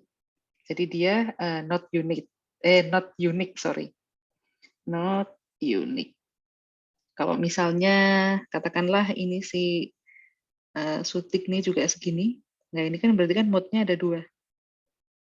Berarti mode-nya ada si Lamore ini sama si Suting ini. Oke, nah jadi misalnya seperti itu. Bisa juga a set of data could have no mode. Oke, itu juga bisa. Jadi kalau misalnya semua kelasnya ini misalnya ini frekuensinya sama semua, nah berarti tidak ada mode. Tapi kalau di antara kelas ini ada satu kelas yang frekuensinya paling tinggi, berarti ada mode. Atau 2 kelas yang frekuensinya paling tinggi, berarti ada mode. Atau 3 kelas, berarti ada mode. Yang nggak ada mode itu adalah kalau misalnya kelasnya ini semuanya frekuensinya sama. Oke. Oke. Nah, ini adalah distribusi dari data ya. Ini seperti yang saya jelaskan tadi sedikit, kita belum akan terlalu belajar ini hari ini sih, tapi saya tunjukkan aja. Jadi ini adalah symmetric distribution. Symmetric distribution itu nama lainnya adalah normal distribution. Nah, pada normal distribution itu bentuknya seperti ini. Jadi yang di tengah ini, jadi persebarannya tuh simetrik. Simetrik itu maksudnya adalah kalau ini kita ambil nilai tengah di sini, set gitu ya. Nah itu distribusi yang berada di sebelah kanan nilai tengah dan sebelah kiri nilai tengah itu frekuensinya sama. Itu adalah symmetric distribution atau normal distribution atau kadang-kadang kita sebut ini sebagai bell curve. Karena bentuknya kayak bell curve ya. Nah, untuk bell curve atau symmetric distribution itu antara nilai min, nilai median, dan nilai mode itu sama, yaitu nilai tengah. Okay. Nah, sedangkan untuk positively skewed distribution itu bentuknya seperti ini ya. Jadi dia gunungnya itu di sebelah kiri. Yang ini negatively skewed itu gunungnya di sebelah kanan. Sebentar, ini kayaknya kebalik deh mereka. Ini I think it should be negative and this one should be positive. Oke. Jadi mereka kebalik ya. Nah, untuk yang yang negatively skewed ini saya yakin dia kebalik. Yang sorry. Nah, yang negatively skewed, nah di sini Min-nya ada di sini, median-nya ada di sini, dan mode-nya ada di sini. Oke. Jadi kalau median sama mode itu masih deketan ya, karena antara nilai tengah dan juga nilai yang paling sering keluar itu biasanya dekat. Nah, sedangkan min, kenapa dia beda sendiri? Karena dia terpengaruhi oleh nilai ekstrim. Nilai ekstrim yang ada di sini dan juga nilai ekstrim yang ada di sini. Oke. Yang ini juga sama. Min-nya di sini, median di sini, dan mode-nya di sini. Oke. Oke. Nah, berikutnya adalah, sebentar ya. Oke. Weighted min. Nah, jadi ini adalah min yang menggunakan pembobotan. Nah, apa gunanya sih min dengan menggunakan pembobotan? Oh, ini banyak gunanya. Nanti terutama ketika Anda belajar ekonometri ya, itu di beberapa penyelesaian masalah itu akan menggunakan weighted min. Oke. Jadi the weighted mean is found by multiplying each observation by its corresponding weight. Nah, jadi kita memberikan bobot pada observasi kita. Nah, jadi weighted mean di sini lambangnya adalah X bar W.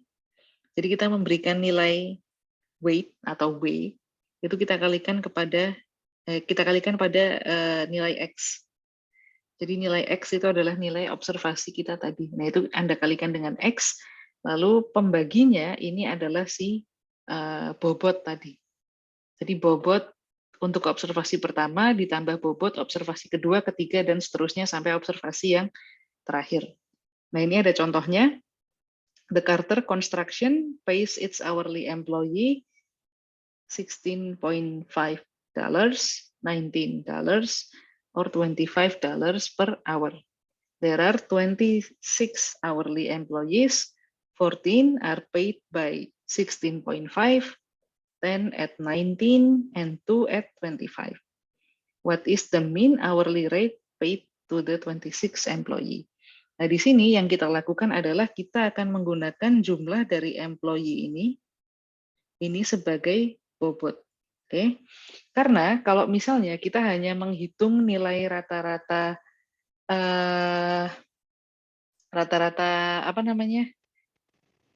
rata-rata upah hanya dengan misalnya nih 16 tambah 19 tambah 25 dibagi 3.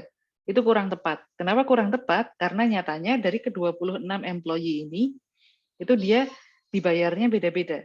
Oke.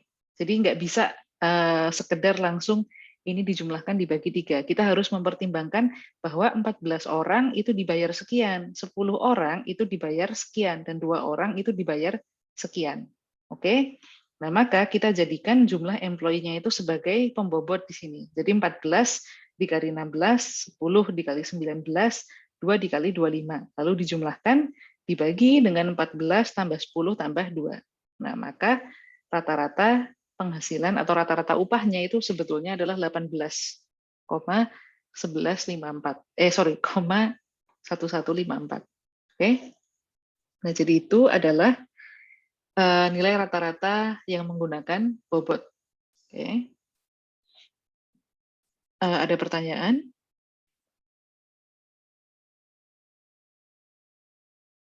Oke, belum ya. Nah, kalau begitu berikutnya adalah geometric mean.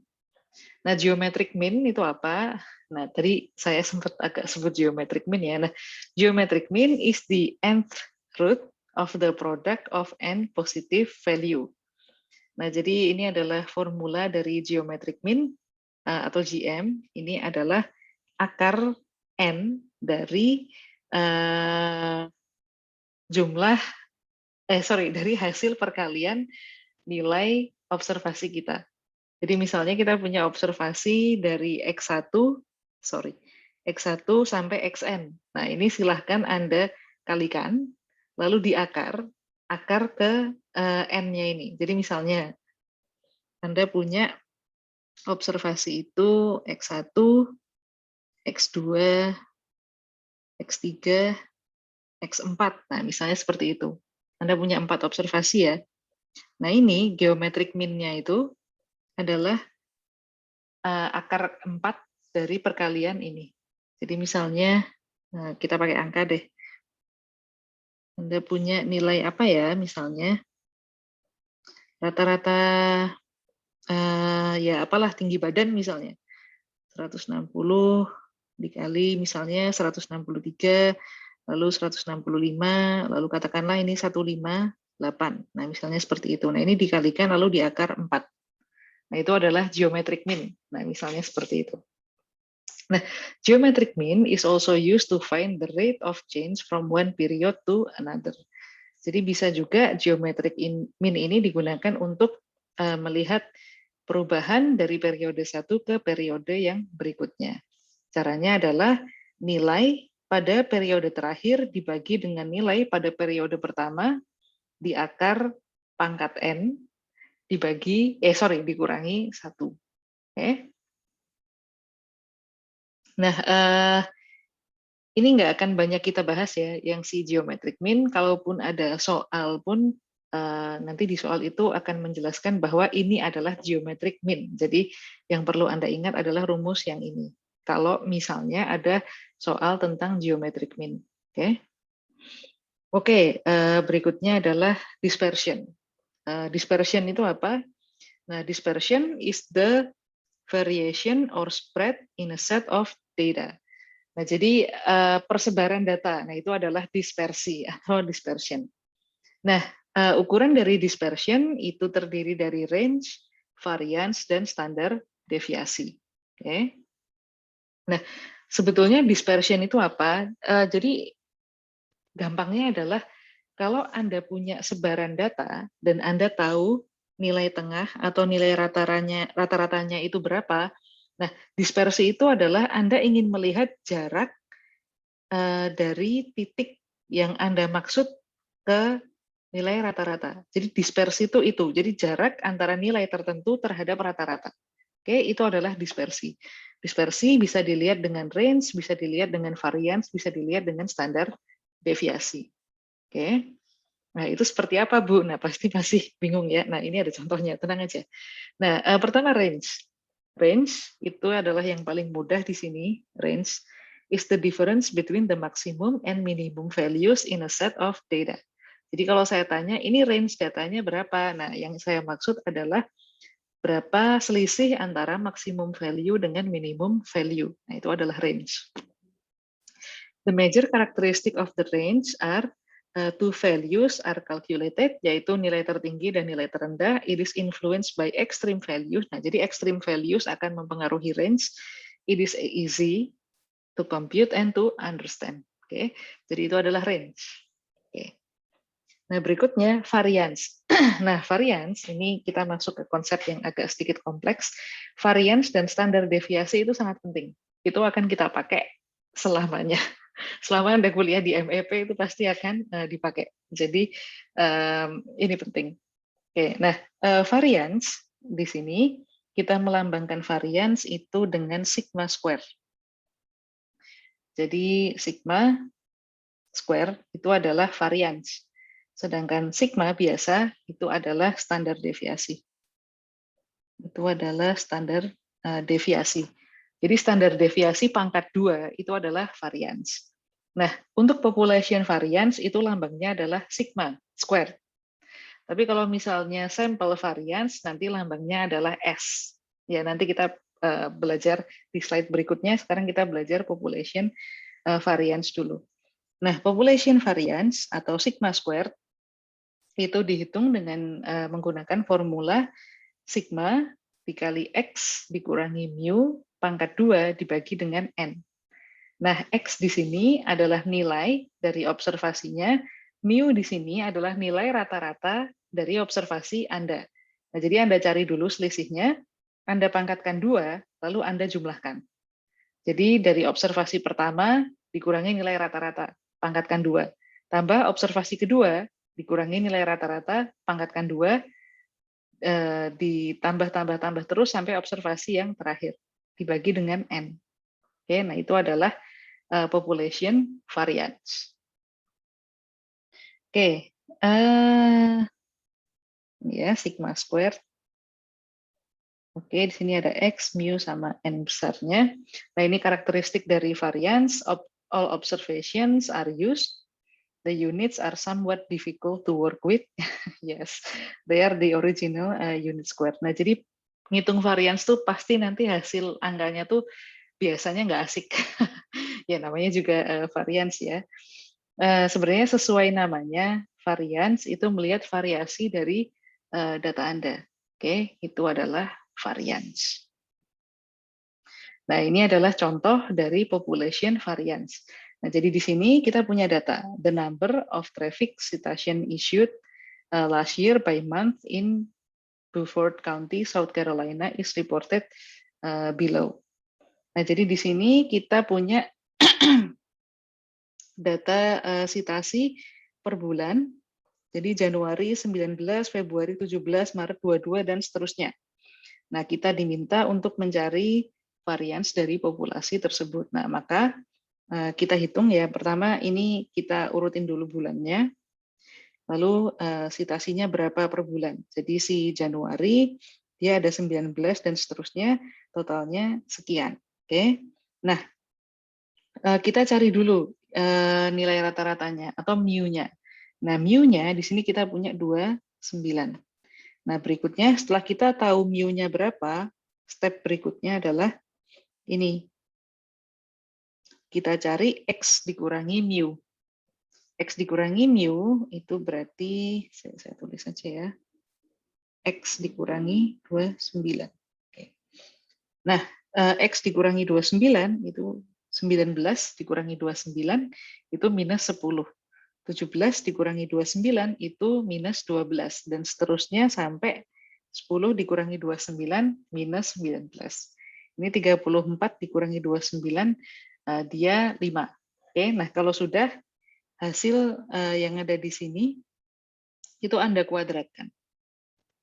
Ya, Anda kuadratkan, minus 10 dikuadratkan jadi 100, minus 12 dikuadratkan menjadi 144, dan seterusnya sampai minus 19 dikuadratkan jadi 361. Oke. Nah, jadi kalau sudah, barulah Anda bisa ketemu variance atau sigma square. Jadi hasil dari ini, itu bisa Anda jumlahkan, sum-nya ada di sini ya. Jadi 1488 dibagi 12. Nah, maka variance-nya adalah 124. Oke, nah jadi itu cara menghitung variance. Oke, so far so good ya. Nah, berikutnya adalah standar deviasi. Nah, the major characteristic of standard deviation are it is the same units as the original data. It's the square root of the average square distance from mean. Nah, by the way, average square distance from the mean ini adalah variance. Ya, jadi nilai rata-rata jarak pangkat 2 dari, nilai rata-rata dari jarak pangkat 2 dari nilai rata-rata, pusing juga ya, itu adalah variance. Jadi average square distance from the mean itu adalah variance. Jadi ibaratnya kalau digambarkan dengan ini ya, nggak apa-apa ding, saya contohkan pakai ini, apa namanya, distribusi normal. Jadi kalau nilai rata-ratanya itu di sini, misalnya ya, Anda terus punya nilai di sini, katakanlah ini nilai X. Nah, jaraknya antara sini sampai sini, ini kalau dipangkatkan 2, pangkat 2, nah maka ini sama dengan variance. Jadi jarak antara titik tertentu ke nilai rata-rata, itu kalau dipangkatkan kedua, pangkatkan 2 itu adalah variance. Okay. Nah, jadi standar deviasi itu sebetulnya hanya akar pangkat 2 dari variance. Okay, it cannot be negative. It is most widely used measure of dispersion. Nah, okay. Nah, jadi nilai standar deviasi itu tidak bisa negatif. Nah, jadi di sini Anda lihat lambangnya adalah sigma. Jadi dia adalah akar pangkat 2 dari sigma square. Sorry. Ini adalah akar pangkat 2 dari sigma square. Oke. Nah, jadi biasanya kalau Anda sudah tahu standar deviasi, nyari varians ya tinggal dipangkatkan 2. Anda sudah tahu varians, nyari standar deviasi ya tinggal di akar 2. Oke. Nah, itu antara varians dan standar deviasi populasi. Nah, berikutnya kita masuk ke sampel. Nah, sampel varian sama sampel standar deviasi. Cara ngitungnya mirip, tapi bedanya di mana? Bedanya adalah di sini. Ini beda yang paling kentara. N-1, ini N-1. Tadi, kalau Anda menggunakan populasi, itu dibaginya dengan N. Ya kan? Di standar deviasi juga dibaginya dengan N. Tapi kalau Anda akan menghitung dispersi di sampel, varian sama standar deviasinya itu dibagi dengan N-1. Oke. Nah, jadi kalau di sampel, varians itu lambangnya adalah S squared atau S pangkat 2. Standar deviasi lambangnya adalah S. Oke. Cara ngitungnya sama, ini adalah nilai observasi dikurangi dengan nilai rata-rata, pangkatkan 2 dijumlah. Oke, ini juga sama. Nilai observasi, nilai rata-rata. Oke. Oke. By the way, nanti aja deh, saya lanjutin dulu. Oke, interpretation and use of the standard deviation. Nah, oke, ini saya perlu bahas nggak ya? Kayaknya, oke, boleh deh saya bahas sedikit. Nah, jadi ini teori ya. Ini teori aja, jadi nggak usah terlalu dipusingkan yang bagian ini. Saya hanya ingin menyampaikan informasi tentang Chebyshev theorem. Nah, jadi si Chebyshev theorem ini dia mengatakan for any set of observation, sample or population, jadi baik itu sampel dan populasi, Chebyshev theorem ini mengatakan bahwa the proportion of the values that lie within K standard deviation of the mean is at least 1 minus 1 divided by K squared, where K is the any greater value than 1. Nah, jadi maksudnya bagaimana? Nah, mari kita lihat contohnya. Nah, Dupree Paint Company employees contribute to a mean of $51.54 to the company's profit sharing plan every 2 weeks. The standard deviation of biweekly contribution is 7.5. Nah, jadi dia punya nilai rata-ratanya sekian dan standar deviasinya sekian. At least what percent of the contribution lie within 3.5 standard deviation and minus 3.5 standard deviation of the mean that is between 25 and 77. Nah, jadi di sini kita punya nilai rata-rata sebanyak $51,54 dengan standar deviasi sekian. Nah, lalu kita diminta untuk mencari berapa sih kontribusi untuk yang standar deviasinya itu antara 3,5 dan minus 3,5. Kalau kita ketahui min-nya itu antara 25,26 dan 77,83. Oke. Nah, kalau kita diminta untuk mencari dengan persoalan demikian, maka kita bisa menggunakan rumus ini. Jadi untuk mencari berapa nilai rata-rata, di mana kita mengetahui standar deviasinya, maka kita cukup memasukkan standar deviasinya sebagai pengganti dari K-nya ini. Jadi 1 dikurangi 1 minus K kuadrat. Tadi kalau standar deviasi yang dicari adalah 3,5, maka masukkan 3,5 di sini.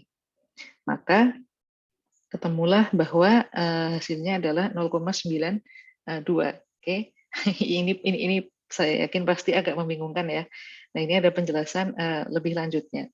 Jadi, karena standar deviasi itu adalah jarak dari nilai tengah ke nilai tertentu, di sini si Chebyshev theorem itu sebetulnya ingin menjelaskan bahwa ini titik tengah ya, di sini titik tengah.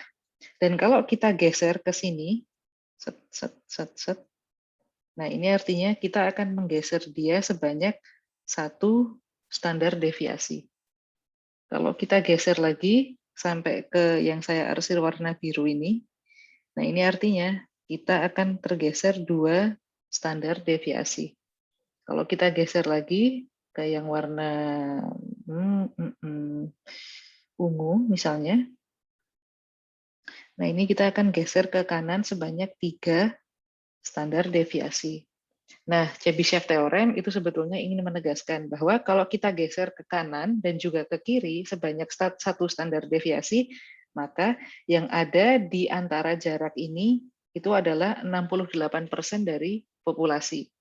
Sedangkan kalau kita geser lebih jauh lagi, 2 standar deviasi, maka yang termasuk di antara jarak tersebut itu adalah 95% dari populasi, dan kalau kita geser lagi, maka 99,7% populasi. Oke, ini untuk yang distribusi normal. Yeah, but we are not going to talk about it.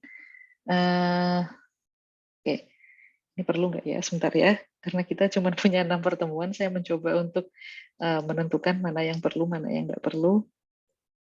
Arithmetic group data. Oke. Oke, ini boleh deh. Berikutnya adalah sample mean of group data. Jadi kalau kita punya data yang sudah dikelompokkan, jadi di grup-grupkan, nah itu cara kita mencari nilai rata-ratanya atau X-bar-nya itu dengan cara seperti ini. Jadi X-bar adalah rata-rata, N adalah jumlah frekuensi atau jumlah datanya. F di sini adalah frekuensi in each class, M di sini adalah midpoint of each class. Nah, jadi frekuensi di setiap kelasnya dikalikan dengan midpoint di setiap kelasnya. Lalu dijumlah dibagi dengan jumlah frekuensi. Nah, ini ada contohnya, jangan khawatir. Tapi sebelum kita lihat ke contoh, kita lihat dulu rumus dari standar deviasinya. Sama ya, midpoint untuk setiap kelas, midpoint untuk setiap kelas dikurangi dengan nilai rata-rata di pangkat 2 dikali F di sum dibagi N-1 di akar kuadrat. Oke. Nah, kita lihat contohnya supaya nggak bingung. Ini tadi adalah tabel frekuensi ya. Jadi ini yang tadi. Jadi kita punya profit untuk kelas pertama, kelas kedua, kelas ketiga sampai kelas ke-8 kan tadi. Ini frekuensinya. Nah, midpoint-nya, midpoint ini apa? Midpoint itu adalah nilai tengah dari kelasnya. Jadi di antara 200 sampai 600 itu midpoint kita adalah 400. Oke. Dan seterusnya sampai 3.200. Nah, jadi sebetulnya Anda bisa lihat di sini bahwa midpoint-nya itu adalah batas bawah ditambah 200. Nah, jadi Anda ketemu midpoint-nya di sini, lalu Anda kalikan antara frekuensi dengan midpoint. Oke. Anda ketemu jumlahnya, lalu Anda cari X-bar-nya. X-bar-nya di sini mana sih? Sebentar. Oke, ini dicari rata-ratanya. Kalau udah ketemu rata-ratanya, maka Anda akan punya M dikurangi X-bar. Lalu M dikurangi X-bar dikuadratkan, lalu dikalikan F dikuadratkan. Nanti Anda akan ketemu standar deviasinya seperti ini. Oke. Oh ya, kebijakan saya di kelas statistik ini nanti ujiannya open book. Kenapa ujiannya open book? Karena formula statistik itu terlalu banyak untuk dihafalkan ya. Saya yakin tidak ada yang bisa menghafalkan formula statistik dengan baik. Soalnya banyak banget. Jadi nanti ujian statistik saya open book dan peraturan saya adalah Anda boleh menggunakan alat bantu hitung. Kalkulator boleh, Microsoft Excel boleh, Anda kalau bisa pakai SPSS boleh, pakai Stata boleh, itu terserah. Yang tidak boleh di kelas saya adalah mencontek. Mencontek itu tidak boleh. Tapi open book boleh, open kalkulator, open Excel, whatever it is that you want, itu boleh. Oke. Dan tipe pertanyaan saya itu mirip dengan yang ada di PPT, tapi juga lebih ke intuitif ya. Jadi kalau menghitung itu kan siapapun bisa, tapi mungkin lebih ke pertanyaan intuitif di bagian analisis terutama. Nanti Anda akan tahu ketika minggu depan kita sudah bahas hipotesis testing. Oke. Nah, ini adalah ethics and reporting result. Nah, jadi useful to know the advantage and disadvantage of mean, median, and mode as we report statistic, as we use statistic to make decision. It is important to maintain independent and principled point of view. Statistical reporting requires objective and honest communication of any result. Oke. Oke, kita sampai jam berapa sih BTW? Kita sampai jam 6 ya kalau nggak salah. Di jadwal semester saya kayaknya cuma sampai jam 6. Tapi sebetulnya saya ingin bahas sedikit tentang bab 4. Oke. Oke, kasih saya 10 menit ya untuk membahas ini sebentar. Habis itu akan saya tutup. Nah, ini yang terakhir untuk hari ini. Hari ini banyak banget. Yang terakhir adalah mendisplay data. Jadi tadi kita sudah belajar histogram, kita sudah belajar poligon, kita sudah belajar apa tadi? Bar chart, pie chart, dan segala macam. Nah, ini sebetulnya sama aja. Anda bisa mendeskripsikan data dengan menggunakan dot plots. Dot plots ini use dot plots to compare the two data set like this of the number of vehicle. Nah, jadi kalau Anda mau membandingkan dua dataset, Anda bisa pakai dot plots. Nah, dot plots itu seperti apa? Itu seperti ini ya. Nah, ini Anda bisa pakai di Excel. Jadi ini yang dimaksud dengan dot plots. Ini dua data yang ingin Anda compare. Data yang pertama sama dataset yang kedua. Oke.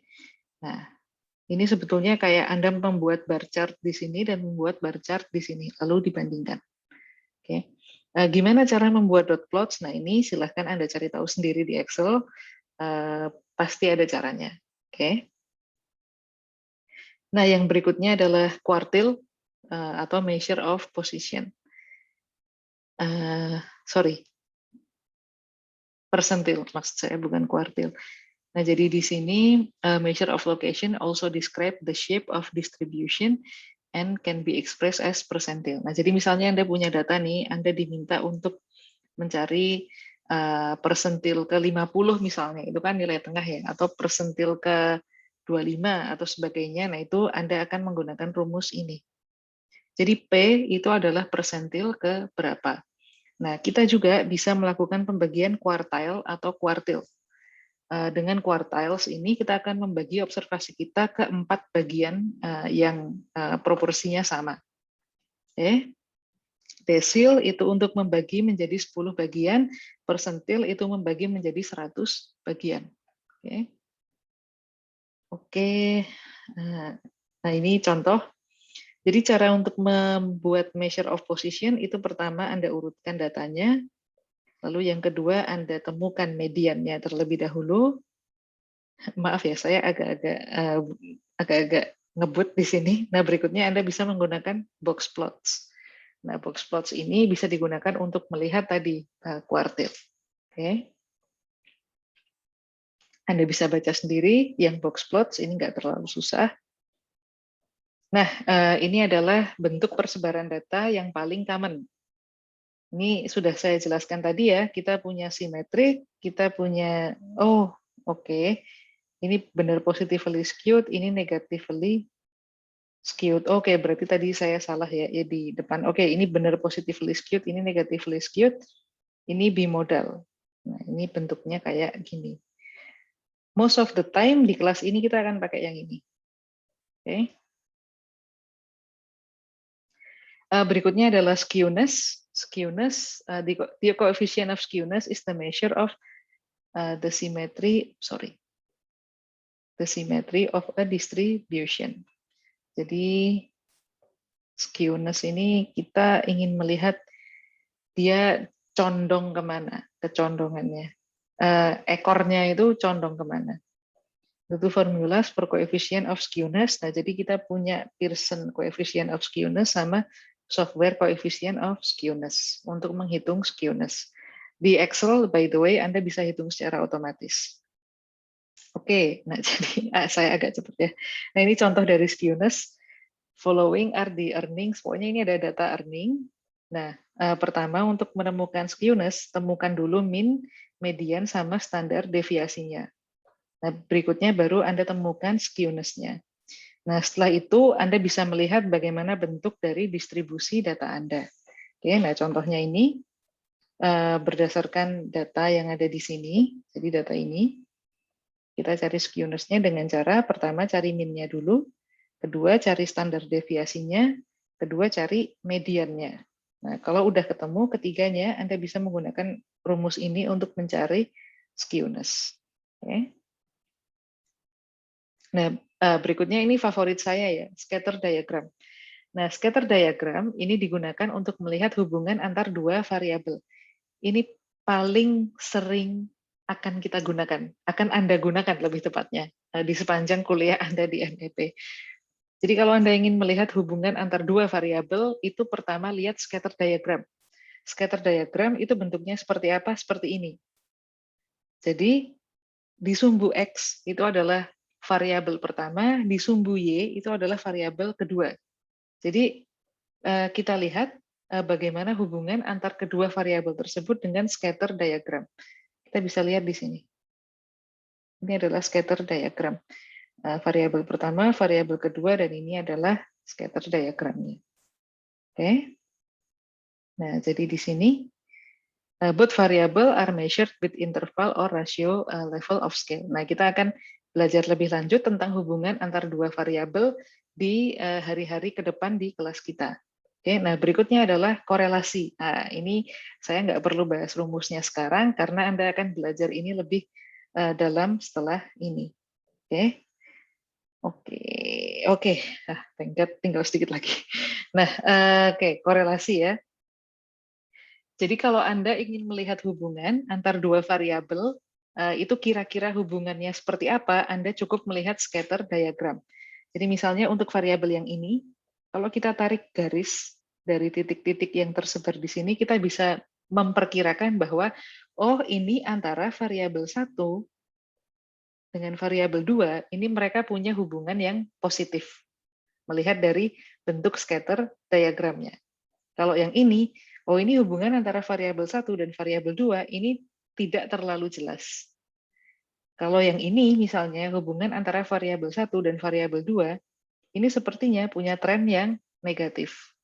Nah, jadi seperti itu, untuk mengira-ngira hubungan antar dua variabel itu arahnya positif atau negatif itu bisa dengan scatter diagram. Tapi untuk melihat magnitude atau seberapa kuat sih hubungan antara variabel 1 dengan variabel 2, Anda bisa menggunakan korelasi koefisien atau correlation coefficient. Oke. Nah, jadi correlation coefficient itu digunakan untuk mengukur hubungan kekuatan ya, magnitude atau kekuatan hubungan dua variabel menggunakan rumus ini. Nah, dia di sini dilambangkan dengan R kecil. Oke. Oke, aduh udah jam 6. Sebentar ya. Kayaknya saya berhenti aja deh. Daripada saya maksa, karena konsep korelasi ini adalah konsep yang sangat penting, terutama nanti ini kita butuhkan ketika kita melakukan hypothesis testing, jadi saya akan berhenti di sini dulu. Besok, hari Rabu, kita akan start dari membahas tentang korelasi. Oke? Nah, itu dulu materi dari saya. Kalau ada pertanyaan, saya persilahkan.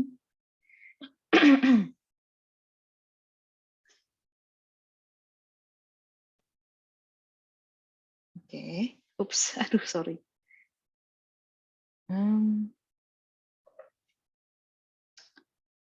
Kalau misalnya, nah, kalau misalnya nggak ada pertanyaan, maka saya akhiri dulu.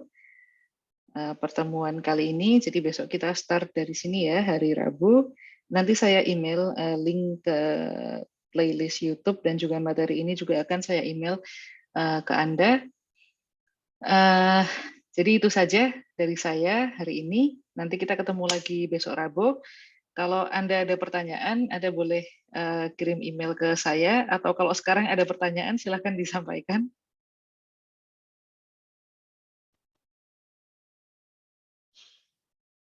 Nggak ada? Oke, baiklah. Kalau nggak ada, saya akhiri. Saya pamit. Selamat sore, selamat melanjutkan aktivitas. Sampai jumpa. Sama-sama.